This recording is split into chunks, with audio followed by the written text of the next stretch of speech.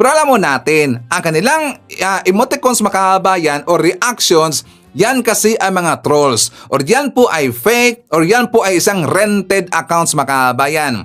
Sir Ivan, ano ibig sabihin ng rented accounts? Okay, so doon po sa mga gustong maging vlogger mga kabayan or influencers at saka nagmamadali sila na ma-monetize ang kanilang mga account, I am very sure na meron kayong inatanan po na isang group page na nag-o-offer ng subscribers mga kabayan. Not just subscriber, also watch hours mga kabayan. Correct ba I'm wrong? Diba? Alam niya na si Ivan.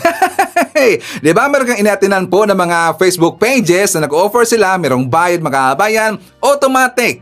Ang inyong mga account, either YouTube or Facebook or Twitter or X, automatic yan ma-monetize mga kabayan. Magkakaroon kayo ng maraming subscribers, automatic, pero kayo po ay magbabayad. Magkakaroon kayo dito ng 1,000 na hours na yan po ay requirements po ng YouTube mga kabayan, mabibigay nila yan. Magbabayad ka lang mga kabayan.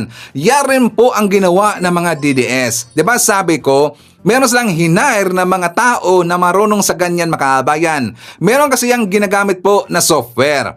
Auto reaction mga kabayan.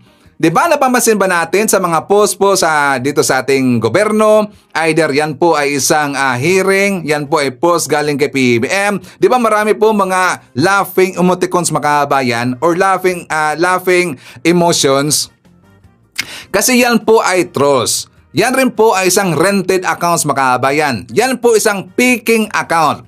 I am very sure, mag-react dito yung mga DDS. Ikaw gunggong ka, hindi yun fake news, hindi yun mga peaking na mga account. Well, sila po ay nadala mga kabayan. Some of them or majority sa mga emotions na yon na laughing emoticons mga kabayan, yan po ay rented accounts. Masasabi kasi yan ng mga DDS na totoo yan kasi nga sila po ay nag-react mga kabayan. Nadamay sila doon. Ibig sabihin na damay lang sila pero mas marami doon ang nirentahan ng mga accounts mga kabayan. At yan ay totoo. Alam yan ni Sir Ivan. Kasi ako po ay isang influencer, ako po isang vlogger. Alam namin yan mga kabayan. O diba, DDS gonggong talaga eh. Hey,